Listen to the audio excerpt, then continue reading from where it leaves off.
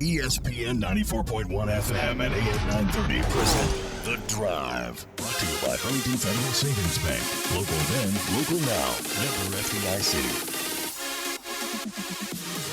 It is Friday, November 22nd. Your drive begins now on ESPN 94.1 FM and AM 930.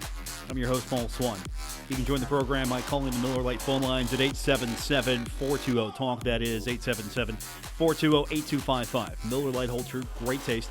Only 96 calories is the original light beer. Coming up today on the program, we're going to take a look at area high school football playoff action with Jason Toy and Matt Perry. Jason's going to have the call of Cabell Midland on 97.9 The River, and Matt's going to have the call of Spring Valley on 92.7 and 98.5 The Planet. So we're going to talk to those gentlemen later on, get a preview of their respective matchups. Also, we're going to talk women's basketball. We'll hear from Tony Kemper. We'll get his remarks from last night. A tough loss for the women, and the men, they get the victory. Marshall wins over Howard 91-63. Highlights from that: Iron Bennett, career high, 17 points, 6 rebounds. He also blocked a couple of shots. Jansen Williams in that game had 15. Tavion Kinsey had 14. Jared West had 11. Marshall's on the road now. Next Friday they take on Florida, but it was a career game from Tavion Kinsey. Marshall also ending a 3-game losing streak with that 91-63 victory. Kinsey, 14 assists and 1 turnover. So 14 points, 14 assists, that's a double-double. He also was close to a triple-double. He had 7 rebounds. He was out there 28 minutes of play. If he could have got a few more rebounds, he could have had a triple-double. And that would have been fantastic for him. Also, the 14 assists are the most since John Elmore set his career high of 13 against Concord on November 16th, 2017. Also tied for 8th most in a game in program history. His 14 assists also one shy of Marshall assistant coach Cornelius Jackson's career high of 15 set against Central Michigan back on December 30th, 1999. So we're talking some history book stuff here.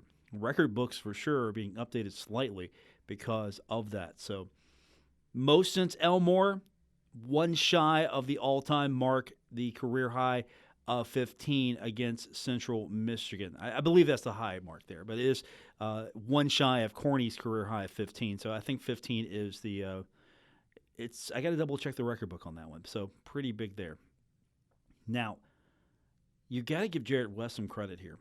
He's out there playing whatever position they put him in, and he's now one behind in the steal category of Tink Brown. Tink Brown's got 150 career steals, and he gets those steals racking up. He's going to move up the chart a little bit. Tink Brown's 150 career steals. He is going to be in rarefied air. Here's what impressed me. Now, we're going to temper all this. We're talking Howard here. Howard's not the best test of your team. They're a good opponent. They play hard. They're inexperienced. They're young. They just don't have the firepower. But Marshall was able to take advantage. That's what you're going to do against teams that you're supposed to beat. Marshall shot 58.2% from the field. That's best shooting night since January 19th, 2019 against FIU. That is what I was looking for. Be honest with you, I was looking for better shooting. And again, Bennett, career high. Jansen Williams gets a little bit healthier on the three-point shot. Marshall had some guys get out there, some prominent time for them. I mean, Luke Thomas scored the first points of his career. He played 12 minutes. Your redshirt guard, Jeremy Dillon, scored the first points of his Marshall career in the game. Opportunities for a lot of players to get out there. I want to see more of Cam Brooks Harris. That's one guy I really want to see more. He's out there 19 minutes. He goes 2 of 5. He misses both of his three-pointers. And he gets 5 rebounds, 4 points. 19 minutes, I want to see a little bit more of him. He had a couple of steals, a couple of blocks. He had 4 turnovers. Turnovers, 17 apiece for both teams. You'd like to cut that down a little bit. But here are some of the interesting numbers. Hustle points, I like to call them. Marshall, points in the paint, beat Howard 64-15. Points off turnovers, it was 18-11 in favor of Howard. Got to clean that up a little bit. Second chance points, 14-8 in favor of Marshall. Fast break points, 16-3 in favor of Marshall. And then your bench, Marshall's bench, put 27 points on the scoreboard. Howard's came out with 21. Thundering Herd outscore Howard in that first half, 47-27. Go in cruise control. Second half, they outscore them 44-36, and that's your final, 91-63. So Thundering Herd, a few days to recuperate, rest, enjoy the holidays. They've got Florida coming up. That'll be next week. We'll have that game for you on Black Friday right here on ESPN, 94.1 FM and AM 930 as the Thundering Herd looking for another win to get back into positive numbers. You don't want to be below 500. You want to try to get better, stay above 500 if possible. Again, ultimately at the end of the day, let's name it what it is. Marshall played Howard. Marshall's supposed to do this against Howard. Now go do something against Florida is hopefully the next step for the Thundering Herd. You play well against Notre Dame. We kind of think that maybe Toledo's the better team in that one. Toledo, Notre Dame, that was pretty epic. So you look at those two and think, okay, maybe those aren't as bad losses as you think. And then Marshall goes down, performs well against Florida, and you might feel a little bit better about this team. It's a work in progress. Let's just be honest. It's a work in progress right now. Thundering Herd gets the win. That's the important thing. Improves to 2-3, and now you hope that they can go perform well against Florida, come back to the Henderson Center feeling a little bit better about themselves. That's the goal. Women's basketball team, however, that was a bad loss for them, I think, last night. We're going to hear from Tony Kemper in a few minutes. We're going to get his thoughts, his post-game from last night. Didn't get a chance to get to it, so we're going to hear a little bit from him as the women were in action yesterday. It was a doubleheader. Crowd, I think, was a little down for the men. It was an okay crowd for the women. I'd like to see more for the women. If you can get to a women's game this year, you should do it. They're playing hard. Unfortunately, they take the loss yesterday. But you had a 5 o'clock game for the women, and then you had an 8 o'clock game for the men. I think that kind of hurt a little bit of that crowd. Weeknight, school night, you would have got out of there late if you would have stayed the duration. If you're bringing your kids, you're going to have to leave early anyway, depending on how old they are. But at the same time, I was good with the doubleheader opportunity maybe to see some of the women's action for the first time in a while for a lot of you. So we're going to talk about that game. Later on, we're going to preview high school football area action across the tri-state. We've got Matt Perry. We've got Jason Toy coming up. So those guys will be with us when we continue on today's edition of The Drive here on ESPN 94.1 FM and AM 930. Don't worry. Paul Swann has the wheel on The Drive, ESPN 94.1 FM and AM 930. Yesterday at the Cam Henderson Center, doubleheader of action. Great night if you love Marshall basketball. The men get the victory. However, unfortunately for Tony Kemper and his Marshall women's basketball team, they lose to the Morgan State Bears 57-52. Herd now 3-2. The Bears improved to 3-3. Taylor Pearson and redshirt senior Khadijah Brooks led the team in scoring. Both had 13. Savannah Wheeler chipped in 11, so good work from the freshman there. Pearson also led the team in rebounds with 7. Not a good night for the Thundering Herd, though. They did struggle offensively. They shot 31.9%. That was 15 of 47 from the field. They hit 8 of 19 from the 3, but they missed 12 free throws. You don't win games if you miss the free throws. But what's disappointing, I think, is Marshall had a 11-1 lead at one point. I mean, you look at this game and think, okay, the Herd's just going to run away with this thing. They jump out, go 11-1 up, and then Morgan State just starts fighting back, and they outscore the Herd 11-3. They turn up the defensive pressure, and guess what? We get this final score. Now, didn't have a chance yesterday during our 3 hours. It felt like more, but our 3 hours of coverage We had the show live from the Henderson Center. We're going to probably do that more during some of the women's games. We'll try to get over there and do the show live. So, game was going on during the show. And then we're doing our pregame for the men's game. And the women's game's wrapping up. And then last night, after all said and done, we had a late night, so we didn't get a chance to get to Tony Kemper's comments. But I wanted to hear him. We're not going to play the whole thing, I don't think. But let's just get a little bit of Tony Kemper's thoughts on this game. Again, Marshall losing to Morgan State 57-52. Here's Tony Kemper talking about the game after the loss. Well, that's disappointing, and it's a pretty quiet locker room, and it should be. We're trying to find our way, and I think that shows up pretty evident.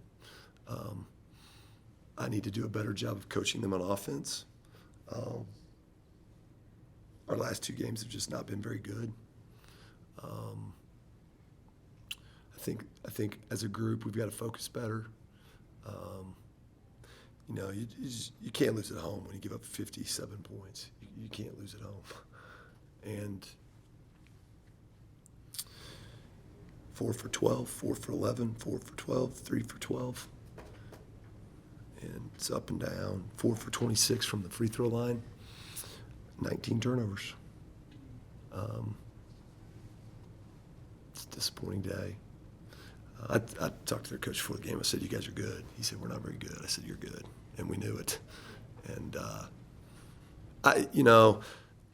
their guards were able to pressure us, and are we going to figure that out? I probably believe that we will, but we looked young tonight handling it, and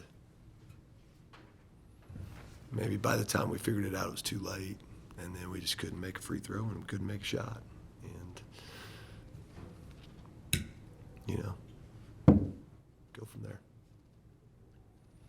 To their credit, you described them the other night as quick and tenacious, and boy, they were all those things, weren't they? They played. What's the famous football guy? They are what we said they were, or something like that. Disagree. Right. It is no surprise to me. No surprise to me. I mean, I said this the other day too. That Nebraska, they went to Nebraska. It was tight. I anticipated it to be tight, and then, we're just puppy dogs finding our way. And I do like this team. I like being around them every day. I obviously have got to improve the way I've got them put together, how we are playing, what we are doing. It's got to improve. And then when they get a chance to, they've got to step up there and knock something in. They got to help me a little bit on that too. When they're at the free throw line, they got to make some. We can't shoot 53%. So it's a two-way street. They need some improvement from me. I'll take a little from them too. Take away a third of the turnovers and make another half of the free throws, and this isn't close. Yeah. One of those things.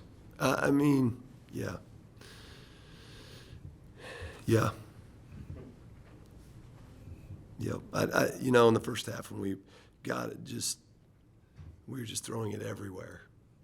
I actually didn't call a timeout, and my thought was like, I don't know, at some point they've got to grow up and they've got to figure it out. I'm just going to tell them, don't do that.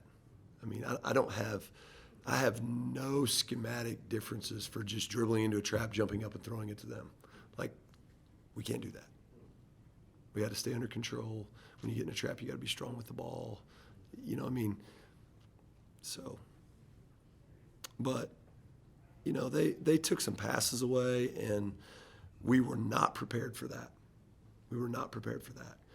I knew they were going to do it. We had done some things, but we obviously did not do enough. We didn't do enough to combat that because we couldn't get into anything. Yeah, they weren't just quick with their hands; they were quick with their feet.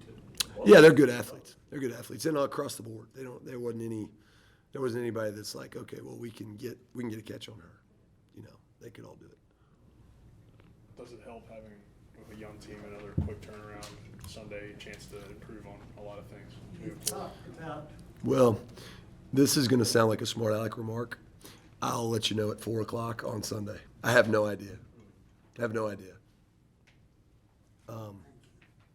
We only have 1 day of prep. We got to take an off day. We don't need an off day. We need to work, but we got to take one a week. So we're going to take it tomorrow, and it's fine. They can get refreshed. They'll be down. I'll be down. So maybe it'll be okay to not go right back at it. But we'll have 1 day of prep, and then we got to go play on the road. And we've done that once this year and didn't have a lot of success. So we'll have to improve if we're going to feel good at Evansville. Intelligent bunch, because basketball intelligence and intelligence can be two different things. No, I think they're fine on that. I mean, I will, and then that's a fair question. But I think we can't simulate that. We can't simulate that. And then you go to kind of like this is what it's going to feel like, but they haven't felt it yet. They felt it right there. And then it's like, oh, okay, that's what you were talking about. So they're going to be fine on that. But hopefully tonight was a growing experience for them. That's kind of what I was getting at is how quickly they'll learn from this now one. Yeah, I think so. And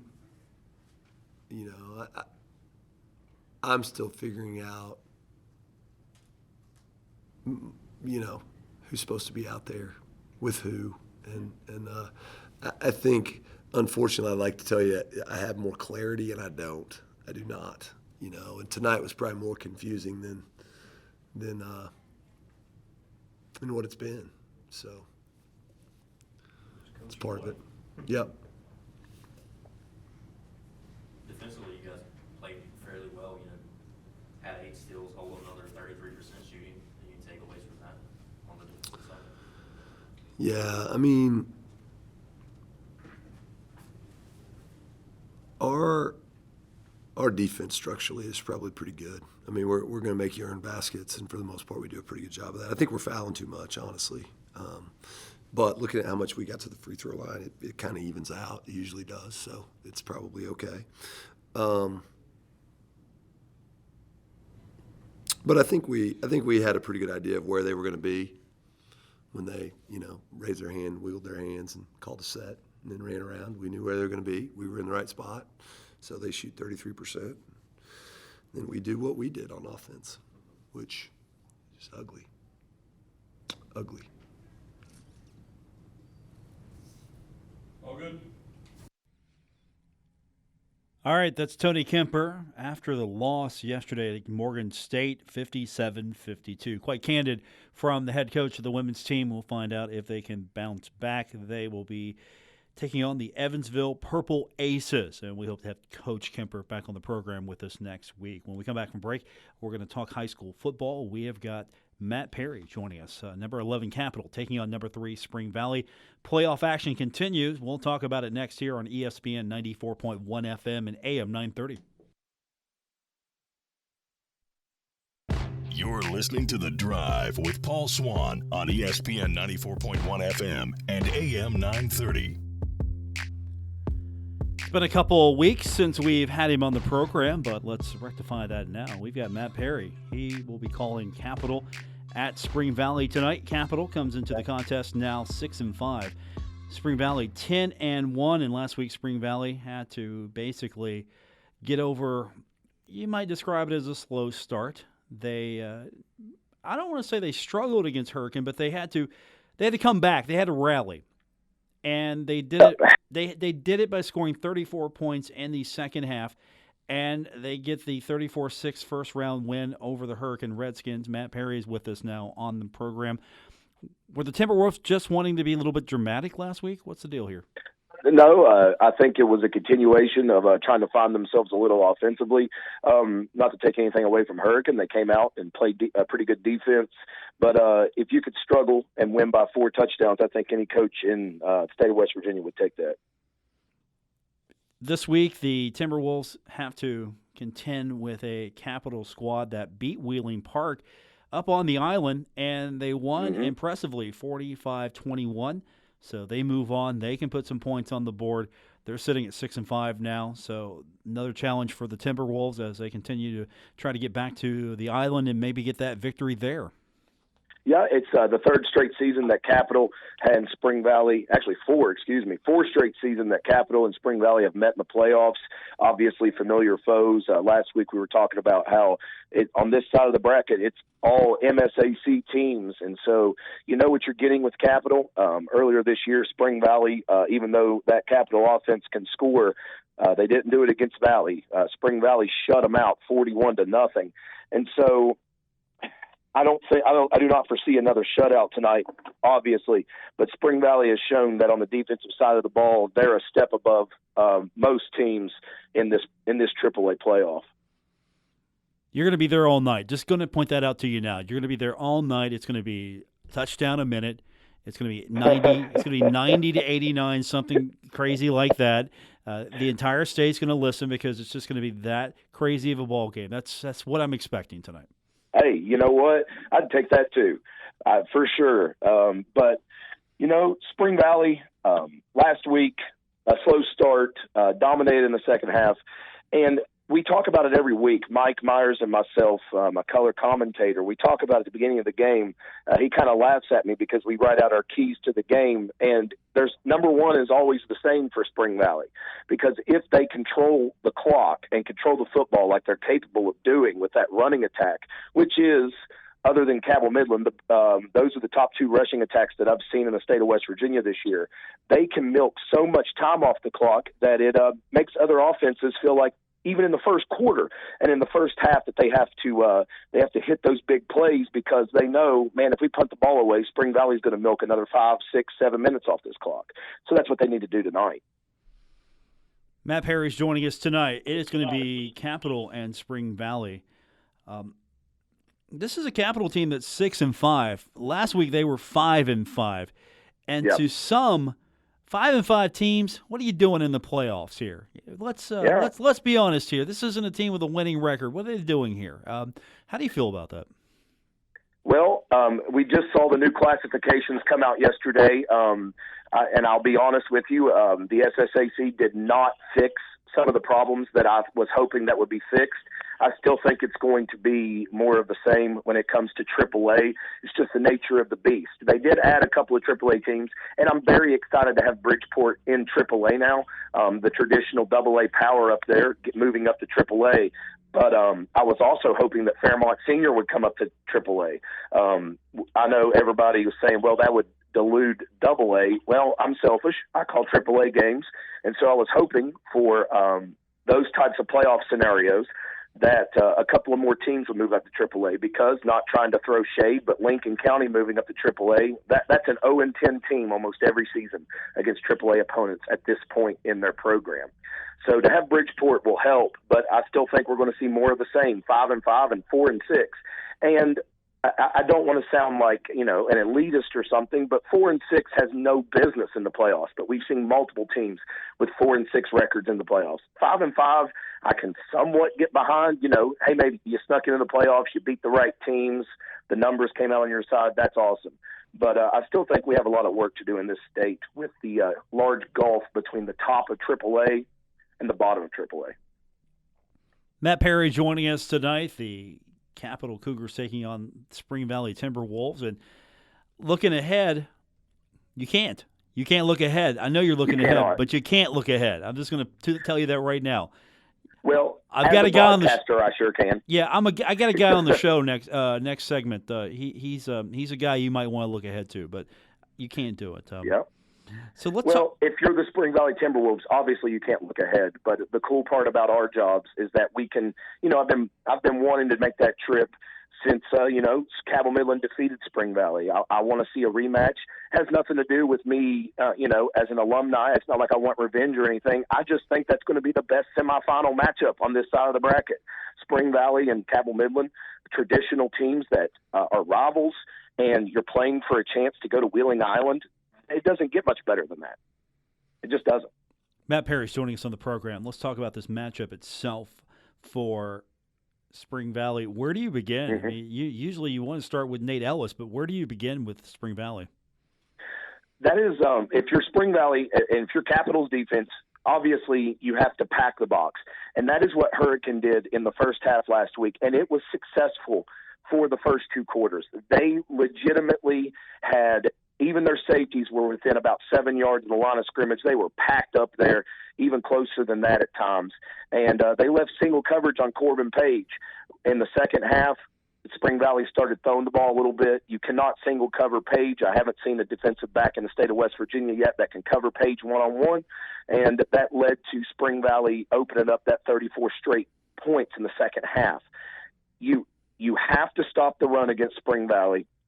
Luke Christopher, David Livingston, and Nate Ellis and Zane Porter, all four of those guys who start in the backfield are going to carry the ball multiple times. And they wear teams down. It's like a war of attrition. The first quarter, a team could look good, and then you just realize, man, that big offensive line that has two Division I talents on it, and their center is also playing college football at a lower division for Spring Valley. I mean, they just wear you down. They're so big, they're so physical, and then eventually they get what they want. So against Capital, it's going to be ball control. It's going to be more of the same. Capital has to get their passing game going. Last time that these two teams met, their quarterback threw 5 interceptions. He is not that type of quarterback. He's shown against other teams that he is a productive quarterback that can throw the ball and they can score points in bunches. He cannot turn the ball over tonight against this Spring Valley defense, or it's going to be another long night for the Cougars. Capital's a little bit different of a team since last Spring Valley played them. Chance Knox is in the backfield for Capital. He's going to be a difference maker tonight. Well, yeah, it makes perfect sense, especially the game that I saw. As I said, it's the only time I've watched him live, but they couldn't get the ball into Knox's hands. This is a kid that's going to go play college football. And when you have a kid that's going to play at the next level, he's going to Virginia Military Institute, you have to get the ball into his hands as many times as possible. So it was a great call by the Capital coaching staff, put him in the backfield where he can make an impact on many more plays than he was previous when he was in the slot. Like I said, they just struggled so mightily to get the ball into their playmakers' hands that it's a good move by them, in my opinion. Matt Perry's joining us tonight. It's going to be Capital, Spring Valley. You can listen to that game on 92.7, 98.5, The Planet. Spring Valley, Capital. The winner of this one more than likely gets the winner of George Washington and the Cabell Midland. And I'm telling you right now, it's going to be Cabell Midland. Just go ahead. Yep. We'll just book it next week. Now, this is what I want to know. Yeah. Are we going to do a sit-down? I want a sit-down with Jason Toy. You, myself, and Jason Toy do that spot together. That's what I want next week if it happens. Have you seen Jason Toy? With his mustache?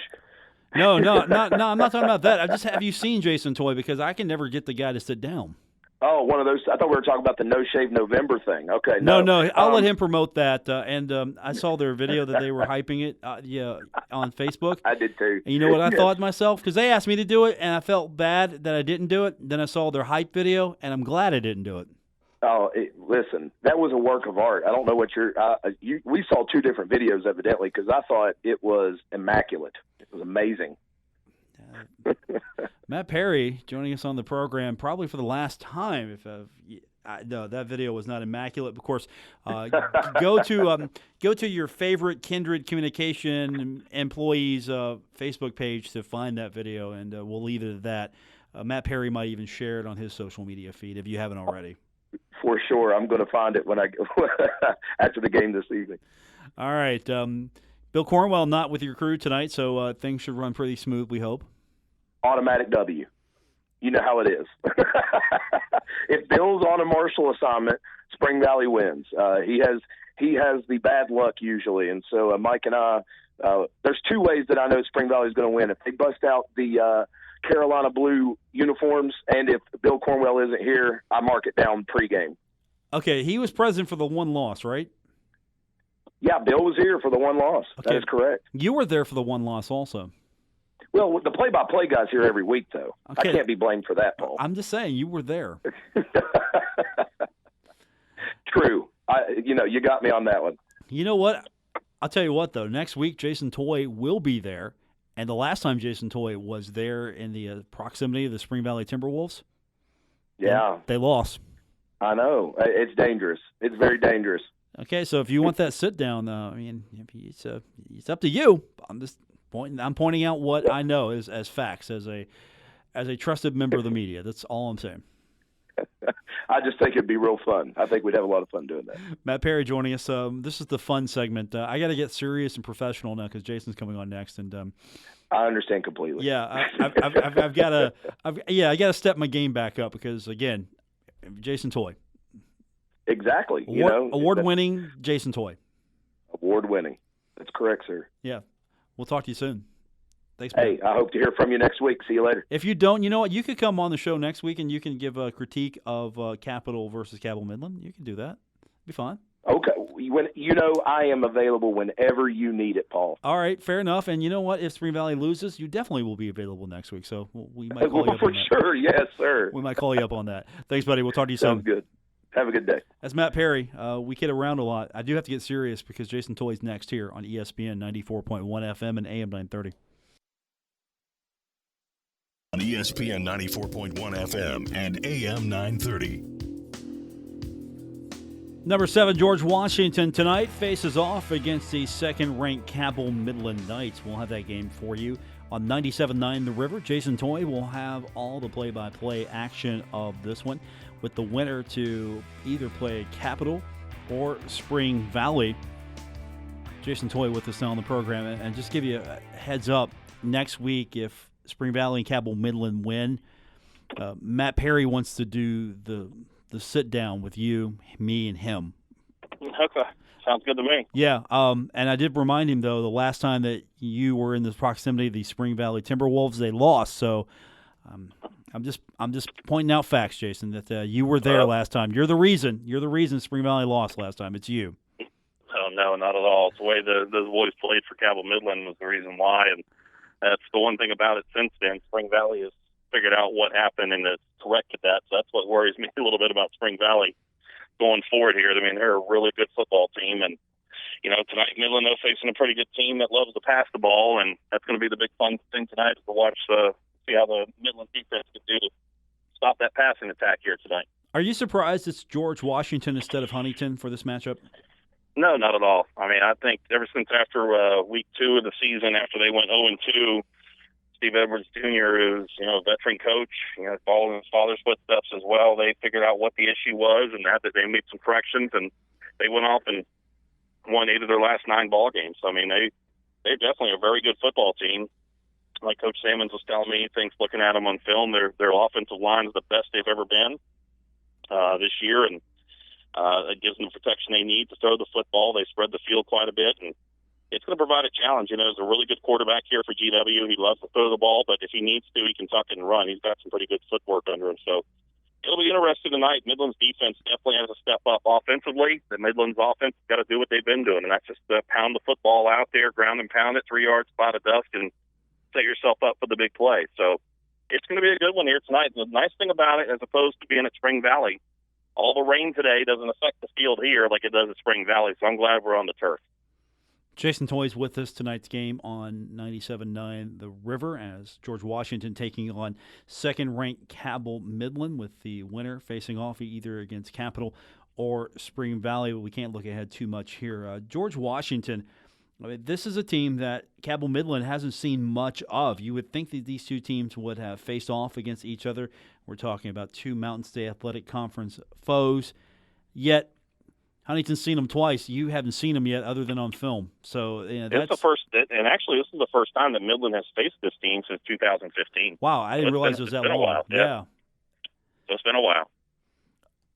Scheduling quirk? What gives here? It's just the way the rotation works in the Mountain State Athletic Conference and the certain amount of games that you have to schedule. They try to spread it out to where everybody can face everybody in a kind of in the way things circle around. And I would imagine probably next year GW back on the schedule again for the next couple of years, next 2 years at least for home and home with GW next year. Just kind of the rotation, the way the MSAC works. And of course now they got to find some replacements with Ripley and with Beckley Woodrow Wilson leaving as well. What's the pressure here for Cabell Midland? You're undefeated. You're number 2. You got a good George Washington team coming on the field with you. Possibility here. Go ahead. Yeah. I was going to say, I think the biggest thing is the fact you can't look ahead. You got to take it one game. Like it's the old coach's cliche. You got to take it one game at a time, and you can't second guess anybody because every single game, even though you might be undefeated, you're the number 2 team in the state behind Martinsburg. You were number 1 for a long time, and the only reason why Martinsburg's ahead of you is because of points. And you can't.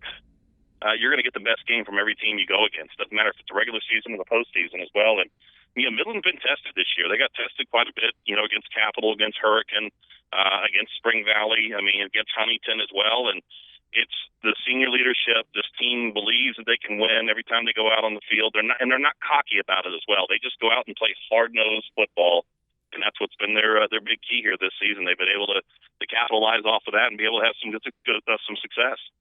Jason Toy's with us tonight. Number 7 George Washington facing off against number 2 Cabell Midland. We'll have that game for you. You can listen to it on 97.9 The River. George Washington. Go ahead. And you can watch it. It's our Kindred Digital Sports Game of the Week too. You can watch it on the ESPN 94.1 FM and AM 930 Facebook page and website. Will you be on the video stream? Not audio. I'm in Jason Toy. Big picture of Jason Toy right there. No, they don't allow us to be on there. So we have to have a face for radio. So they keep us on the radio side and keep our audio there. No, I'm just going to stick with radio then, man. I'm not. Okay, you go. I would do it. I would go to the video, but you're not going to be there. So only in voice only. So that's our video game as well. And of course, next week, if it's Cabell Midland and Spring Valley. We're just going to rent a gigantic TV, and we're just going to. And we hope it's Cabell Midland and Spring Valley. Just because being in our backyard and all that stuff as well. But I tell you what, both teams tonight they're going to get tested tonight. I think Midland's going to get tested by GW here tonight. I think Spring Valley has got a team in Capital that's coming in that is playing some really good football here the last half of the regular season, and of course go to Wheeling Park to come away with the win the way they did last week. That's really good as well. So you got a Capital team that's confident, thinking they can win too. I think both teams are going to get tested. I'll ask you the same thing I asked Matt earlier in the show. Capital coming into that game, they're now 6-5. They did not have a winning record going into the game last week. There's been some contention that maybe teams with winning records only in the playoffs or teams with losing records shouldn't get in. Where do you fall on that? I agree. I think it's just a numbers deal right now, and they added 3 more teams to AAA. I don't think it's going to make a huge difference when it comes to that. I think that eventually they're going to have to either go back to a 2-class deal or they go to 12 teams in the playoff instead of 16. I think a team that's 5-5. I think if you're an even record, I think 5-5 can get you in the playoffs. You look at it, 6-6 get you a bowl game. So, I think that, 5-5 gets you in. I think if you have a losing record, I don't think it works out that way. But it's definitely, I think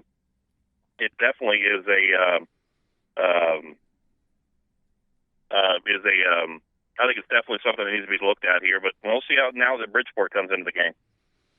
Jason Toy's with us tonight. It's George Washington and Cabell Midland. Video streaming on our Facebook page. Of course, you can listen to the game on 97.9 The River. And to your point there, you get a few more teams in Class AAA.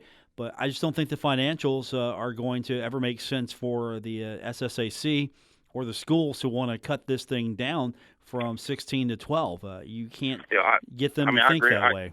I agree with that, but definitely something's got to be done with it. You have a team like Preston last week that went up against Martinsburg, and they were 4-6 and just got embarrassed up there. That was, that's hard on that school, and making the playoffs to be able to go up there and then have it just handed to them the way they did. And there's got to be something that's done. I don't think adding 3 more teams to AAA is going to make the whole hill of beans about it. I think it's great to have Bridgeport in there because I think they bring a lot to it, but Lincoln County, I think, is going to struggle. Oak Hill is going to be something I think is going to build down the road, and that could be a possibility of a team to go in the MSAC now that Beckley's leaving. So we're just going to have to wait and see how it all shakes out. Jason Toy with us. Again, the game tonight on 97.9 The River, video streaming available on our Facebook page, ESPN Radio, 94.1 FM and AM 930. And the next week, hopefully, we're talking about Cabell Midland and Spring Valley, because if that's the case, we get our Christmas bonuses, I believe, right? That'll be awesome. We'll hopefully see how it shakes out for hopefully we're playing after Thanksgiving. That'll be the thing we all want to do. All right, buddy. We'll talk to you soon, and have fun out there tonight. All right, man. Thanks, sir. Talk to you soon. That is Jason Toy. Listen to his game tonight again, 97.9 The River. Also, we got the video streaming coming up on our Facebook page, ESPN Radio, 94.1 FM and AM 930. You can find that on Facebook. And, of course, you can just go to our website, WRVC.com. We'll get you there to the video streaming. No problems whatsoever if you want to find the game tonight. So, coming up tomorrow, we've got Marshall taking on Charlotte. I'm going to be at Roosters. Dave Walsh will be with me as well. And we're going to preview that action.